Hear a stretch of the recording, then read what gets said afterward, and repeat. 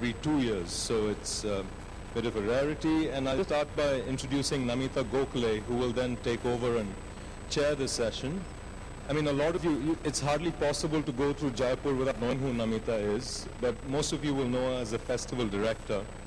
You might also know that she's an author who's written over 11 books, and people will remember her Paro, Dreams of Passion, which created quite a sensation in 1984 when it came out because of its sexual candor. So, and then not only is Namita director of the Jaipur Literature Festival, but she also started up the Batuman Literary Festival, Mountain Echoes, and God knows, 100 projects. So Namita, thank you so much, and over to you.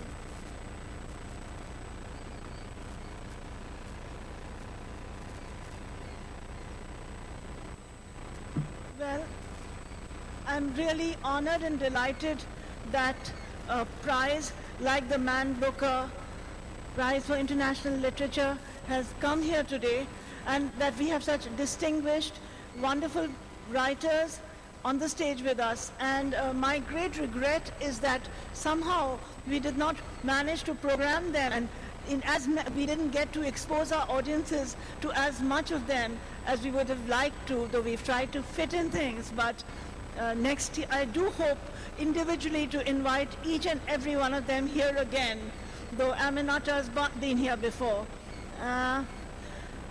The Jaipur Literature Festival, since you're all here, I just have to thank all of you engaged audiences and people around the world for recognizing something of what we are trying to do here. And it's the first day of the festival. I'm very moved and stressed and excited that it's all going so well. Language is a tool of literature, but the essence of shared narrative and storytelling involves our understanding and experience as a human race. The DSC Jaipur Literature Festival, as you know, is a determinedly multivocal, multilingual space. This year we have over 17 Indian languages represented here. There's Hindi, there's Urdu, there's Rajasthani, Bangla, Punjabi, Tamil, Malayalam, Kannada, Gujarati, Marathi, Kashmiri, Sindhi, Nepali, Santhali, Bhojpuri, Maithili, Sanskrit, and English. And there's also, because English is an Indian language, we think of it like that, as also international languages including French, Spanish, Italian, Dzongkha, and Sinhala. So it's only appropriate that the Man Booker International Prize is announcing its finalists for 2013 here in the lawns of Diggy Palace. This acclaimed prize is conferred biannually on an author of international distinction. Over the years, this important award has crucially extended the understanding of the body of world literature and of the contribution of individual authors. We are honored and delighted to have with us the distinguished jury and chair of the prize, Sir Christopher Ricks. Then there's Elif Batuman. Then there is Aminatta Forna, Tim Parks, and Yiyun Lee. Now, before I do announce them individually, I'd like you to give a very, very big clap to all of them for being here and sharing this prize with us. I have to tell you that when I started working on the bio notes, they were so hugely impressive that I had to cut them short, and they are still very full of books and achievements. The distinguished chair of this prize is Sir Christopher Ricks. He is the Warren Professor of the Humanities and co-director of the Editorial Institute at Boston University. He was the professor of poetry at Oxford from 2004 to 9, and most of his work as a writer and a critic has been devoted to poetry, but he's also worked on fiction in his book Beckett's Dying Words, and he's written a collection of essays on the novel. And then we have Elif Batuman, whose wonderful book, The Possessed, I have been reading recently. Okay, we have a background. So, and then this book was a finalist for the National Book Critics Circle Award and longlisted for the Guardian First Book Award. She's been a regular contributor to The New Yorker since 2006 and her essays and criticism appear in the New York Times and the New York Times Book Review, London Review of Books, and many other publications. And we do hope that this exposure to the Indian writing, which she will have in Jaipur, will extend her literary appreciation out of Russian writing to Indian writing as well. There's Aminatta Forna, who was here another year and enthralled audiences. Her most recent novel, The Memory of Love, was a winner of the Commonwealth Writers' Prize Best Book Award 2011 and shortlisted for the Orange Prize and the Warwick Prize. The Devil That Danced on the Water, a memoir of her dissident father, was shortlisted for the 2003 Samuel Johnson Prize, and her first novel, Ancestor Stones, was a winner of several awards. I'm just working on the...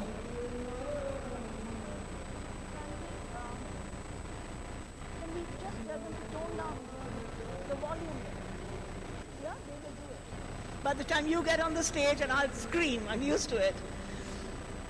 Ms. Forna sits on the advisory board of the Cain Prize for African Writing and the Royal Literary Fund, and she's a professor of African literature at Williams College, Massachusetts. I said, when turn it down, I think they turned it up. We'll be patient and just put up with the background music. Yiyun Lee began writing in English, which is her second language, and in her late 20s, and has published 3 critically acclaimed books. Her debut collection, 1,000 Years of Good Prayers, has won the Frank O'Connor International Short Story Award, the Guardian First Book Award, the Penn Hemingway Award, among others. Her recent collection, Gold Boy, Emerald Girl, was shortlisted for the Frank O'Connor International Short Story Award and was a finalist of the Story Prize. And she's been selected by Granta as one of the 21 Best American Novelists under 35, young novelists, and named by the New Yorker as one of the top 20 US writers under 40. So, and then we have Tim Parks, who's the author of 3 best-selling books on Italy and 14 novels, including the Booker shortlisted Europa. Tim Parks has translated works by Alberto Moravia, Italo Calvino, Roberto Colasso, who's a regular visitor to our festival, and most recently, Niccolo Machiavelli. In addition to running a postgraduate degree course in translation in Milan, he writes regularly for the London Review of Books and the New York Review of Books. And his non-fiction works include Translating Style, Medici Money, and Teach Us to Sit Still. I now hand over to Sir Christopher Ricks to lead us through the history of the prize, and then we'll have the announcement of the finalists and backgrounder on the author, please. Okay, and I hand over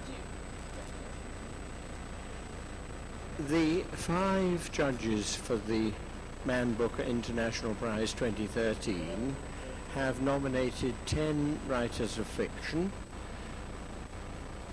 One of them will be awarded the prize on the 22nd of May. The film that we have will present each of these, and we will be reading from the work of each of them simply in the alphabetical order of the judges, meeting the alphabetical order of the writers. The writers are U.R. Anantamurthy, Aaron Appelfeld, Lydia Davis, Intizar Hussain, Jan Lianka, Marie Nadyai, Josip Novakovic, Marilyn Robinson, Vladimir Sorokin, and Peter Stamm. Those names will not all, of course, have been immediately memorized by you, but we will one by one hear and see these writers. Thank you.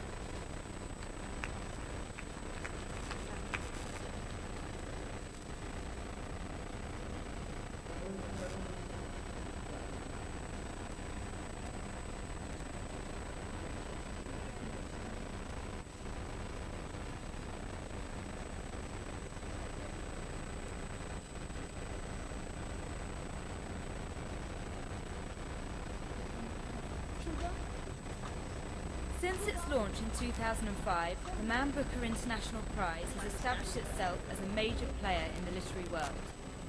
Worth £60,000, the prize is awarded every 2 years to a living author who has published fiction in English or whose work is available in English translation. The winner is chosen solely at the discretion of the judging panel, and there are no submissions from publishers.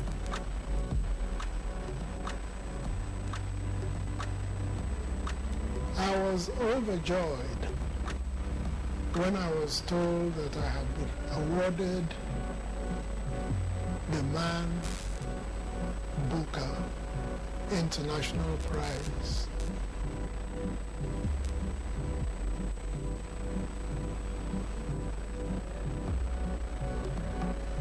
In contrast to the Man Booker Prize, the Man Booker International considers a writer's body of work rather than a single novel, focusing above all on literary excellence. I would like to thank the judges of the Man Booker Prize for awarding me this esteemed prize.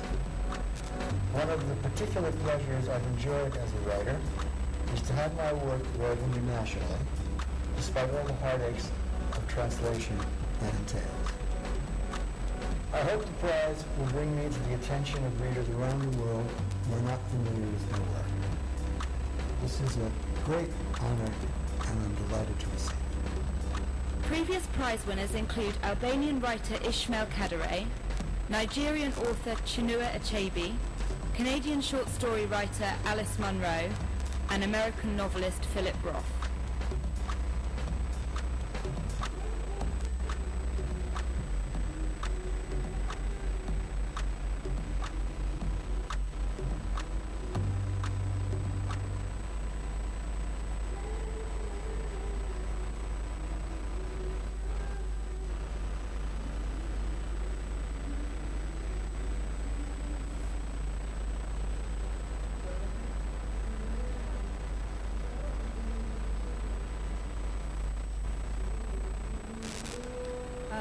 Thank you very much.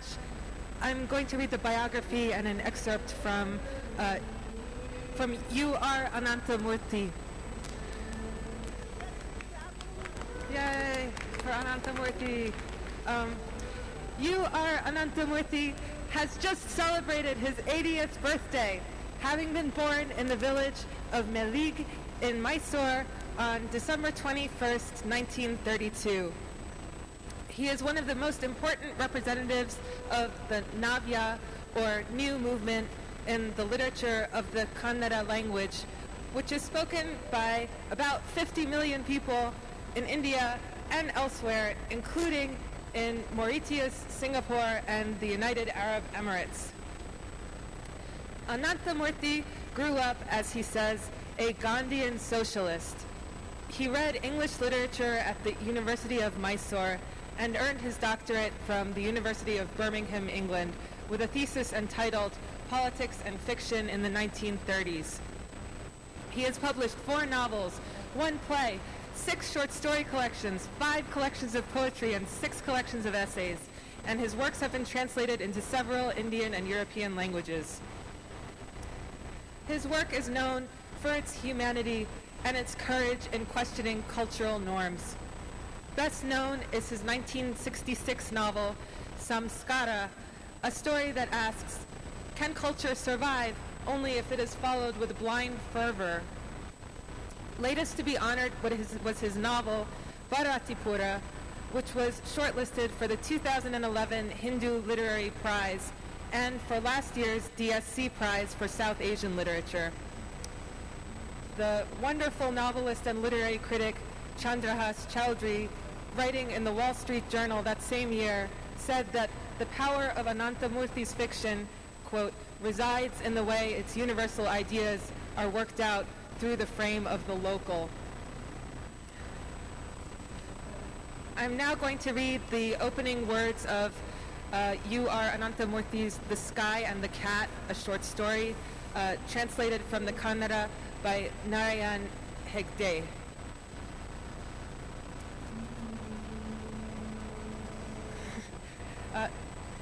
Jayatirtha Acharya had fallen asleep listening to Govindan Nair, who had gone on chattering till 9 o'clock in the night. Acharya's breathing began to sound as if a log was being sawed, and around 5 in the morning, he died. He had been bedridden for only 20 days. At the time of his death, all his dear ones were by his side. His son, who had come from Delhi with his family on learning of his father's illness, Govindan Nair, the communist from Kerala, who had been his friend from his younger days, and whom he had not seen in 40 years.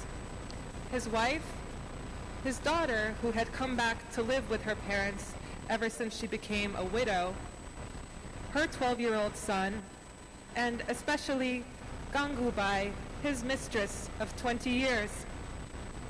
She was from Shimoga. The moment she learned that Acharya was ill, she had come without a second thought. Though it was well known to people, it's a sad story, though it was well known to people that he had a mistress, it was only now that she had made her appearance. Acharya didn't mind her coming. His wife, Rukminiyamma, though, grumbled privately to her daughter about the muddy pollution caused by the woman's presence, and about things such as propriety and shame. But because of the condition her husband was in, she endured it quietly. One has to pay for one's deeds in a previous life, she thought. Thank you.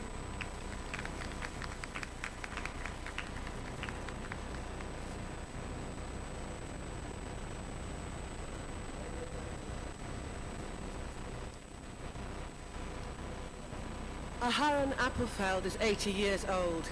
He was born on February the 16th, 1932, in a small town called Jadova, near Chernovitz, in what was then Romania and is now the Ukraine. In 1941, when he was 8 years old, the Romanian army invaded his hometown and his mother was murdered. He was deported with his father to a Nazi concentration camp, from which he escaped and hid for 3 years, before joining the Soviet army, in which he worked as a cook. After the war, he spent several months in a displaced persons camp in Italy before emigrating to Palestine in 1946, 2 years before Israel's independence. Only in the 1950s did he realize that his father had survived the war. Their reunion after a separation of 20 years was so emotional that he has never been able to write about it. Appelfeld writes fiction in Hebrew, although he did not learn the language until he was in his teens. Most of his work focuses on Jewish life in Europe before, during and after World War II. Silence, muteness, and stuttering enforce his work, most notably Badenheim 1939, and disability is often a source of strength. The precision and conciseness of the Hebrew language suit his clear and modernistic style. Philip Roth, writing in the London Review of Books in 1988, described him as a displaced writer of displaced fiction, who has made displacement and disorientation a subject uniquely his own. I would like to now read the opening words of Blooms of Darkness by Aharon Appelfeld.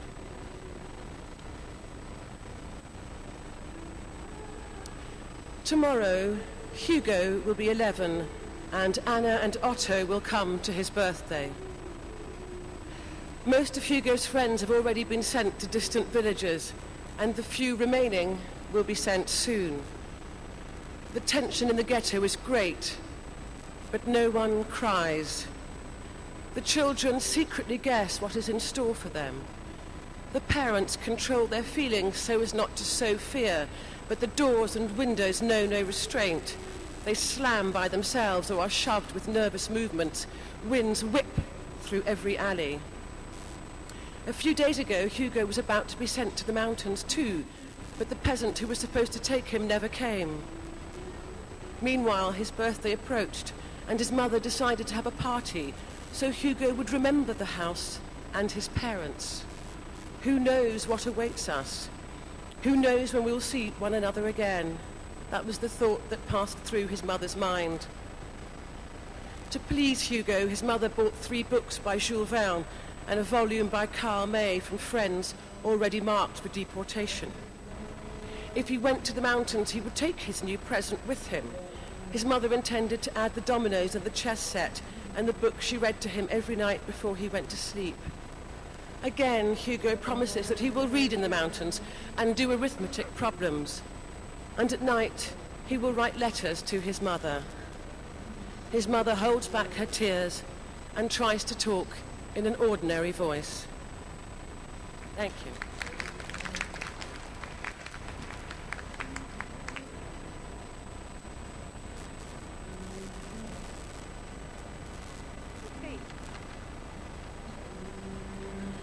Lydia Davis. Lydia Davis is an American writer who was born in Massachusetts in 1947 and is now a professor of creative writing at the University at Albany, the capital of New York State. She's best known for 2 contrasting accomplishments: translating from the French to great acclaim Marcel Proust's complex Du Côté des Chez Swann, Swann's Way, and Flaubert's Madame Bovary, and writing short stories, a number of them among the shortest stories ever written. Much of her fiction may be seen under the aspects of philosophy or poetry or short story, and even the longest creations may be as succinct as 2 or 3 pages. She has been described by the critic James Wood in his latest collection, The Fun Stuff and Other Essays, as a tempestuous Thomas Burnham. Most of all, as Craig Morgan Tyker of the Cleveland Plain Dealer wrote in 2010, the year that Davis' collected stories appeared as a single volume. She is the master of a literary form, largely of her own invention. So I'm going to read a very short story by Lydia Davis, titled Woman. In a town of 12 women, there was a 13th. No one admitted she lived there. No mail came for her. No one spoke of her. No one asked after her. No one sold bread to her.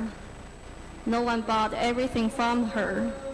No one returned her glance. No one knocked on her door. The rain did not fall on her. The sun never shone on her. The day never dawned on her. The night never fell for her. For her, the weeks did not pass. The years did not roll by. Her house was unnumbered. Her garden untended. Her path not trod upon. Her bed not slept in. Her food not eaten. Her clothes not worn. And yet, in spite of all this, she continued to live in the town without resenting what it did to her. Thank you.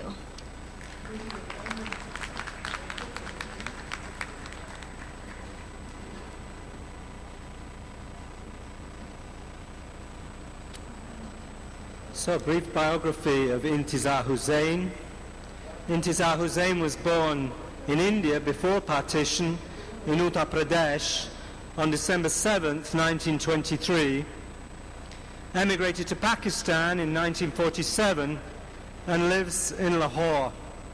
He gained a master's degree in Urdu and another in English literature. The author of short stories and novels, he's worked as a journalist and columnist for the Pakistan Times and the Urdu daily Firoz. Hussain is a chronicler of change. He's written 3 novels and 4 collections of short stories. They've all been translated into English. Nayagar, The New House, paints a picture of Pakistan during the 10-year dictatorship of General Zia-ul-Haq. Agai Sumanda High, Beyond is the Sea, contrasts the spiraling urban violence of contemporary Karachi with a vision of the lost Islamic realm of Al-Andalus in Spain. Basti, his 1979 novel, which traces the psychic history of Pakistan through the life of one man, Zakir, has just been republished as one of the New York Review of Books classics. Keki Daruwala, writing in The Hindu in 2003, said Intizar Hussein's stories often tread that twilight zone between fable and parable, and the narrative is spun on an oriental loom. I'm just going to read the opening page from Basti by Intizar Hussain, translated by Francis Pritchett. When the world was still all new, when the sky was fresh and the earth not yet soiled, when trees breathed through the centuries and ages spoke in the voices of birds, how astonished he was, looking all around, that everything was so new and yet looked so old. Blue jays, woodpeckers, peacocks, doves, squirrels, parakeets, it seemed that they were as young as he, yet they carried the secrets of the ages. The peacock's calls seemed to come not from the forest of Rupnagar, but from Vrindavan. When a little woodpecker paused in its flight to rest on a tall neem tree, it seemed that it had just delivered a letter to the Queen of Sheba's palace and was on its way back towards Solomon's castle. When a squirrel, running along the rooftops, suddenly sat up on its tail and chittered at him, he stared at it and reflected with amazement that those black stripes on its back were the marks of Ramchadaji's fingers. And the elephant was a world of wonder. When he stood in the tall entry hall and saw an elephant approaching from the distance, it looked like a mountain moving.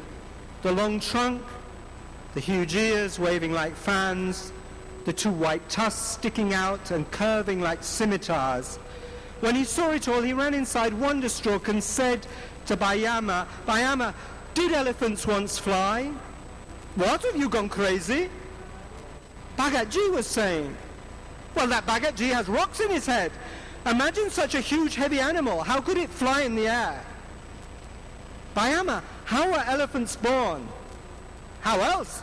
Their mummies gave birth to them and there they were." "No, Bayama. Elephants came out of eggs." Thank you.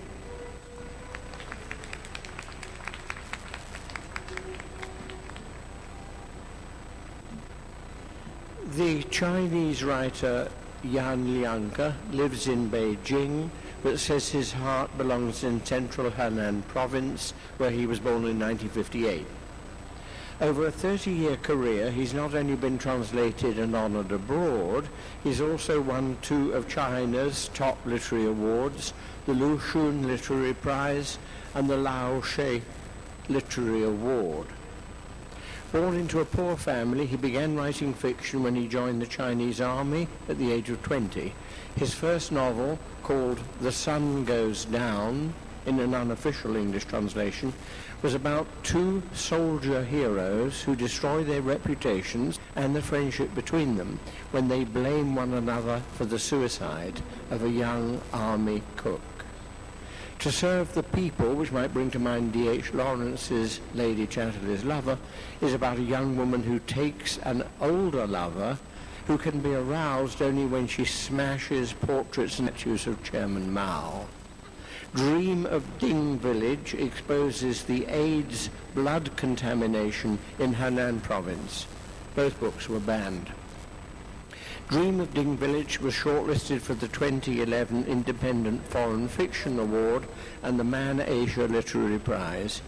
Reviewing it for The Independent, Clarissa Sebag Montefiore described it as a giddily surreal and ultimately nihilistic depiction of a society. The opening words of Dream of Ding Village by Yan Lianke, translated from the Chinese by Cindy Carter. The dusk settles over a day in late autumn. The sun sets above the East Henan plain, a blood-red ball turning the earth and sky a deep shade of crimson.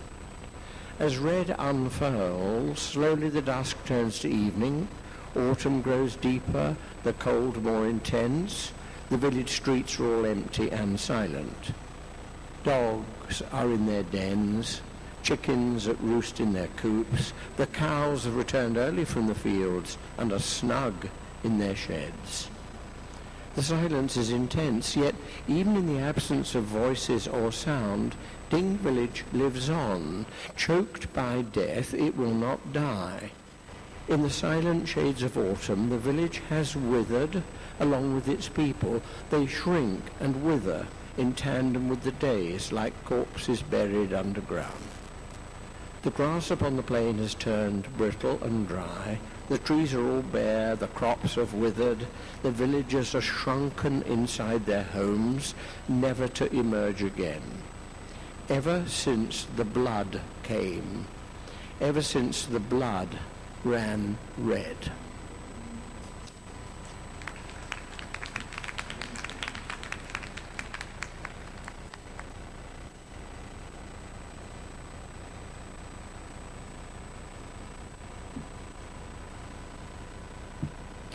Marie Ndiaye, born on June 4th, 1967, is a French novelist and playwright. Her father, who was Senegalese, returned to Africa when she was a baby, and she was raised by her French mother, a secondary school science teacher, in a town called Pithiviers, south of Paris. She began writing at the age of 12. Her first novel, Contes au riche avenir, As for the Rich Future, was published when she was 18 by Jérôme Landon, who had been Samuel Beckett's great champion.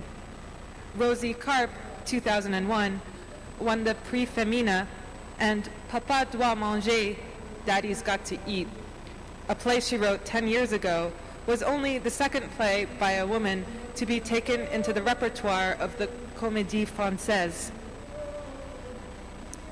Her most recent novel, translated into English as Three Strong Women and published in the summer of 2012, won France's most respected literary prize, the Prix Goncourt. Fernanda Eberstadt in the New York Times described it as the poised creation of a novelist unafraid to explore the extremes of human suffering, adding that Ndiaye is a hypnotic storyteller with an unflinching understanding of the rock-bottom reality of most people's lives. I'm going to read the opening words of Rosie Carp by Marie Ndiaye, translated from the French by Thompson Black.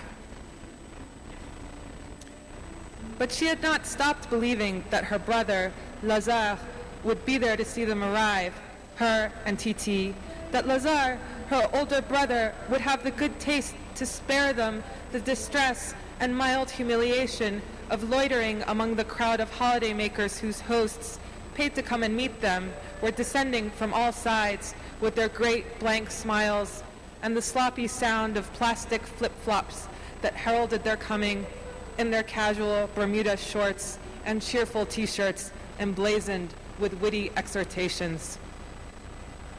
It had even seemed so obvious to her that her brother, Lazare, whatever had become of him, would dress up for her and be there to greet her as she got off the plane with some mark of attention, that twice she walked up to a young man who might have been the Lazare that she was hoping for, smiling and presenting her cheek, dragging Titi, who was stumbling with tiredness. "Lazare, yoo-hoo!" she shouted gaily.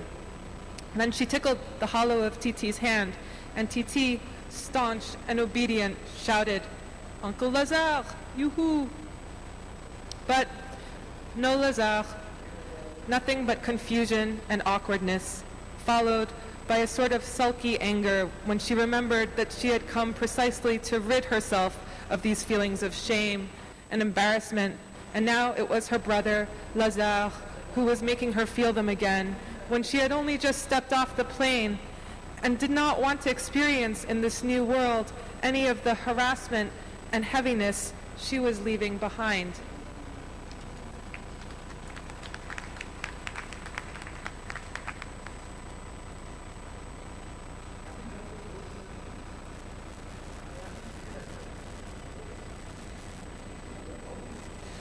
Josip Novakovic, a short story writer, novelist and writer of narrative essays, was born in 1956 in Croatia and grew up under the authoritarian rule of Marshal Tito near the Hungarian border in the central Croatian town of Daruvar. He studied medicine in Serbia and then moved to America where his mother had been born, continued his studies in psychology and then in creative writing at Vassar College and at Yale. He lives in Montreal, where he teaches creative writing at Concordia University, and he's recently taken Canadian citizenship. Mr. Novakovic's 3 short story collections, Yoke, Salvation and Other Disasters, Infidelities, Stories of War and Lust, all contain work that is darkly comic. He is known in particular for his depiction of violence and for his writing about the Yugoslav War and its atrocities. His writing has been notably published in America, and Keith Botsford in The Republic of Letters praised him for an economy of style and narrative that all good readers will relish. I'm going to read the opening words of April Fool's Day by Josip Novakovic. Chapter 1, Ivan falls in love with power as soon as he learns to crawl. Ivan Dolinar was born on the 1st of April in 1948. Since his parents did not want him to go through life as a Fool's Day joke, they registered his birthday as the 2nd of April in the Nitsagrad birth registry in Croatia. His surly father gave the baby the first name that popped into his head, the most common name in the region, and for that matter, Europe. Nobody else in the family tree, however, bore that name from what Milan could tell, and that was a further advantage in choosing it, since he didn't feel particularly grateful to the tree. That Milan Dolinar was surly was not personal, but historical. On his wedding day, the 6th of April 1941, Belgrade was bombarded.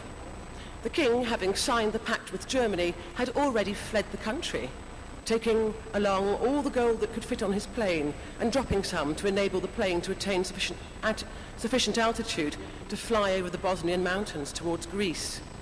To this day, people look for the gold in Bosnia. And a variety of armies, domestic and imported, began to crawl through the country. Ivan's father was drafted into one of them. He distinguished himself by courage on the battlefield and would have received the highest honors had he not changed armies several times and joined the winning side too late. He was not the sort of medal winner who hides in a bunker during battles, who is the loudest once the battle is over, and who carries with him enough brandy to give to his superiors. Ivan's father rushed to the front lines and threw hand grenades at the enemies from up close. He shot his machine gun, shivering with joy when his bullets ripped a soldier's guts, blood spurting into the mud in the heart's rhythm. Thank you.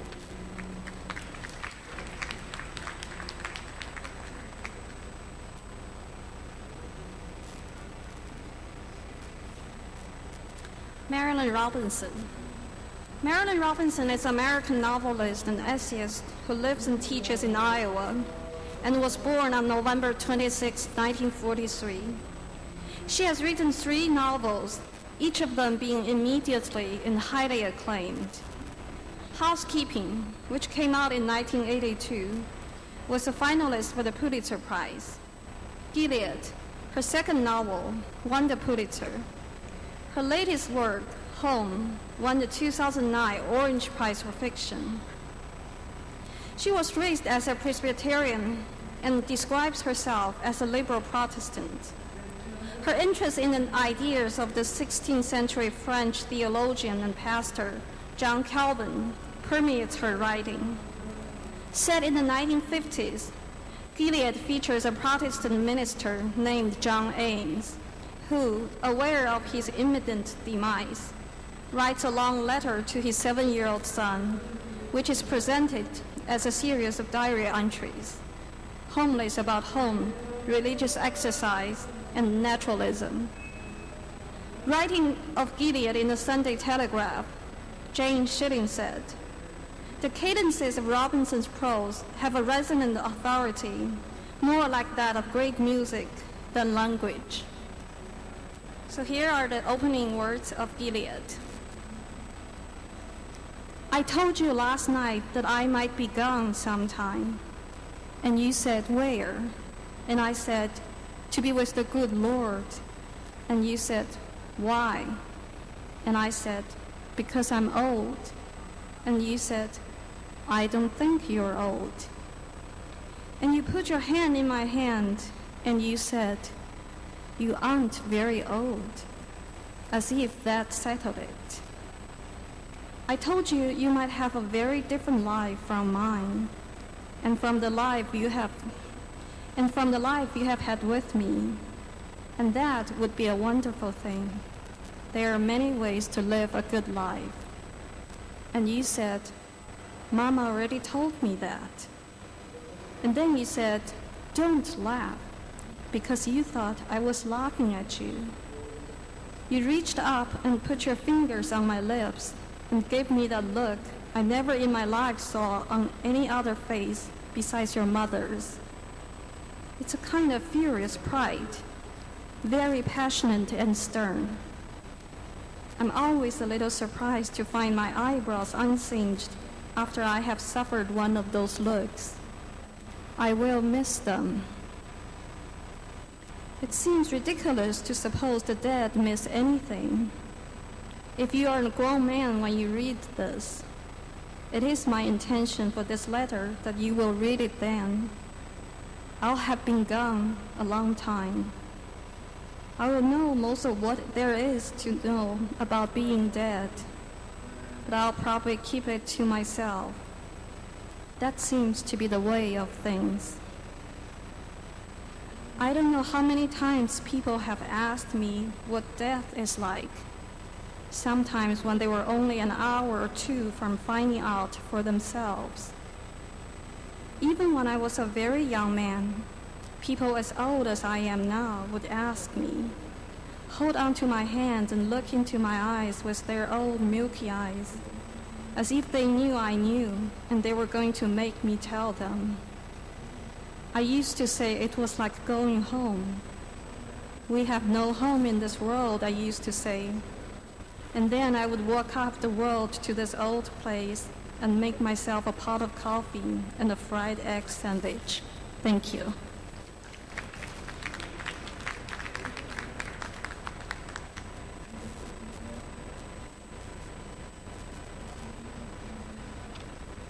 Vladimir Sorokin was born on August 7th, 1955. He's a Russian storyteller and dramatist and one of the most popular writers in contemporary Russian literature, famous for the Ice trilogy. Having grown up in Moscow, he studied at the Gubkin Institute of Oil and Gas and graduated as an engineer. He moved quickly into illustrating books, and his development as a writer took place among the artists and writers of the Moscow underground scene of the 1980s. His early works were banned during the Soviet period, but in 2001 he won the Russian Booker Prize. His work has been translated into about 20 languages. His best-known book in English is Days of the Oprichnik, which is set in Moscow in 2028, when the city has been sealed off from Europe by a great wall and is ruled by a latter-day Ivan the Terrible, who is protected by Oprichniki, the black-clad secret police whose main job is eliminating Ivan's enemies. This is a tale of rape, arson and murder. It was described by Stephen Kotkin in the New York Times Book Review as an extended performance art in its evocative rituals and bizarreness. So, here is the opening page of Days of the Oprichnik by Vladimir Sorokin, translated from the Russian by Jamie Gambrell. Always the same dream. I'm walking across an endless field, a Russian field. Ahead, beyond the receding horizon, I spy a white stallion. I walk toward him. I sense that this stallion is unique. It is the stallion of all stallions, dazzling, a sorcerer, fleet-footed. I make haste, but I cannot overtake him. I quicken my pace, I shout, I call to him, and realize suddenly this stallion contains all life, my entire destiny, my good fortune. I need him like the very air, and I run after him, but he recedes with ever-measured pace, heeding no one, no thing. He is leaving me. He is leaving forevermore, everlastingly, irrevocably, leaving. My Mobilov awakes me. 1 crack of the whip, a scream. 2, a moan. 3, the death rattle. Poirot recorded it in the secret department when they were torturing the Far Eastern general. It could even wake a corpse. I put the cold Mobilov to my warm, sleepy ear. Komyaga speaking. The best of health, Andrei Danilovich. Korostyov troubling you, sir. It's the voice of the old clerk from the ambassadorial department, and it makes me snap too. And immediately, his anxious, moustache-adorned snout appears in the air nearby. State your business. I beg you to remind you, sir, this evening the reception for the Albanian ambassador is to take place. 12 or so attendants are required. Oh, I know, I mutter grumpily, though truth be told, I'd forgotten. Forgive me for troubling you, sir. All in the line of duty. Thank you.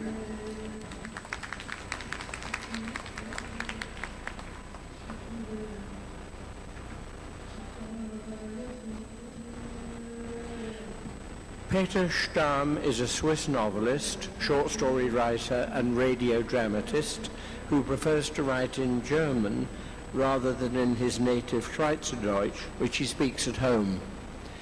He has just turned 50, having been born on January the 18th, 1963. Like his father, he studied accountancy and worked for 5 years as an accountant.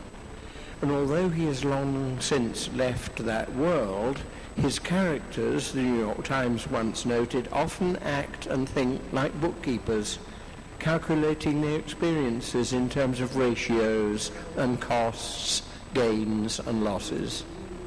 His writing style is cool and sparse. His best-known books, Unformed Landscape, and more recently, 7 Years. Peter Stamm's talent is palpable, said the reviewer Sari Fay in the New York Times, but what makes him a writer to read and read often is the way he renders contemporary life as a series of ruptures. Never entirely sure of their position, his characters engaged in a constant effort to establish their equilibrium. The opening words of 7 Years by Peter Stamm, translated from the German by Michael Hoffmann. Sonia stood in the middle of the brightly lit space. She liked to be at the center of things. Her head was slightly lowered, and she kept her arms close to her sides. She was smiling with her lips, but her eyes were narrowed as though she were dazzled or in pain.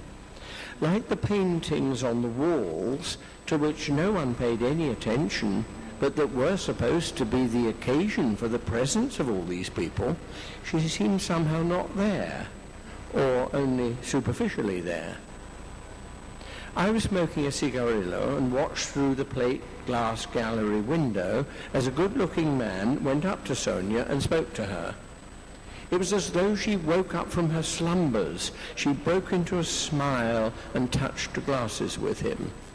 His lips moved, and I could see an almost childlike astonishment come over her. Then she smiled again.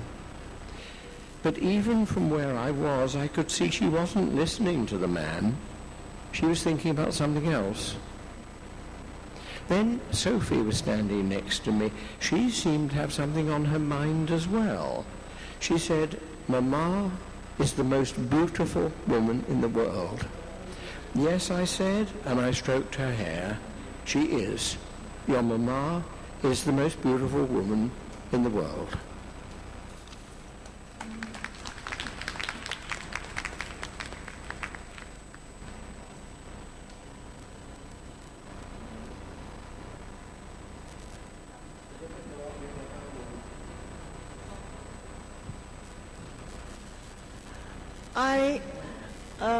I think we are all grateful at the Jaipur Festival to have such a wide-ranging exposure to world literature, which we do hope in future years we take forward and get to invite some of the winners of this tremendous prize here, and we could have a few comments from the audience, from the jury about this, and also have some questions from the audience, as Sir Christopher likes, whichever is the way you'd like to do it.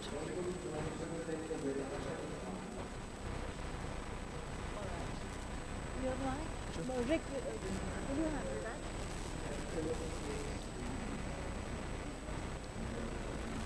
Thank you. Thank you all for setting your readings to music.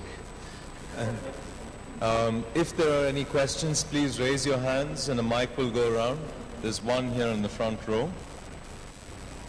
And please, my request is if you can keep your questions short and make sure they are actually questions, that would be lovely. Thank you. Okay. The list is very impressive. I am Dr. Yusuf Azmi, professor in English. Personally, I know two authors, and those are Intizar Hussain and Murthy. So I am very happy for the inclusion of these names. That was a praiseful comment, so yes. Are there any more? Any more hands? Well, in that case, yeah, oh yeah, yes. How many books do you start off with and whittle down to 10?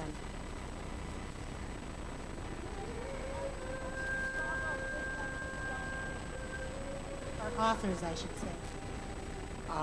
Yes, authors, not books. As you know, this is not a prize for which submissions are made. What happens is that over the course of 18 months, each of the judges has made suggestions to all of the other judges.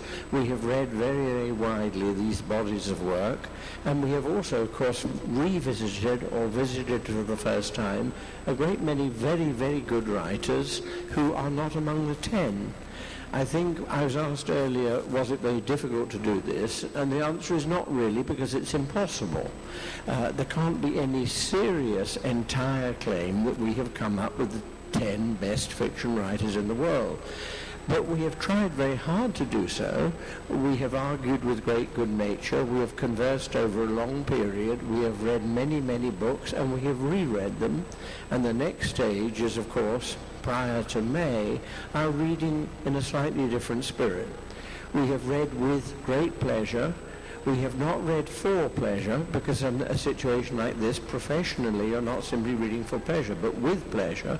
And I'm sure I share with the others the happiness at the thought of returning to many of these books and authors simply for pleasure. Thank you.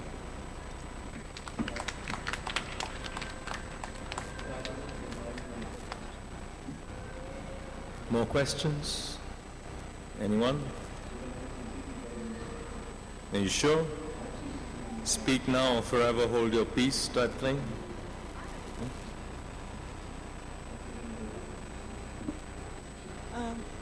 It would be wonderful to hear about some of the past winners and some of past winners of the prize, if you could tell us. It's very interesting.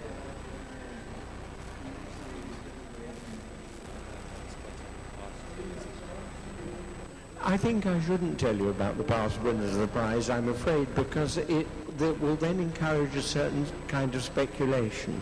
Not in you, because you have an honest face. But there are journalists out there who have honest faces and dishonest practices, and I think that we really should be very careful not to be invidious. I can say very simply and straightforwardly that it was to me very moving and variously moving to hear these passages. I'm glad to know the biographical details. I'm now glad to know who it is who has praised these writers already, but it was especially listening to such astonishingly various ways of beginning something, and I hope it'll move many people to wish to move from the beginning to the end of some very, very remarkable writers. Thank you.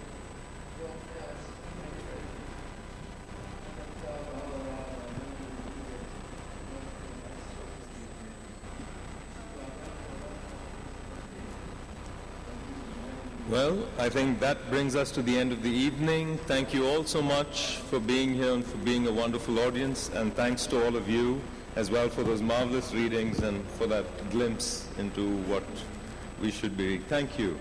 I'd also like to say this has been the first day. It's been a hard day, and I'd like to thank the volunteers who worked on this stage, who are right here behind me with some gifts for our speakers. They worked really hard.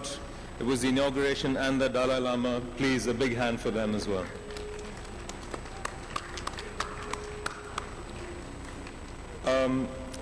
Couple of things. Right now, the music stage at the Clark's Amer Hotel has opened. Delegates and speakers have access to the stage, but anyone who is not a delegate or a speaker must buy a ticket. It's 300 rupees, available here as well as at the venue. So please, if you're interested, Clark's Amer. This is also the location of the dinner for the delegates and speakers. Tomorrow at 9 a.m., there's a special session at the Darbar Hall with Rajni Obesekara. And so that's something new. If you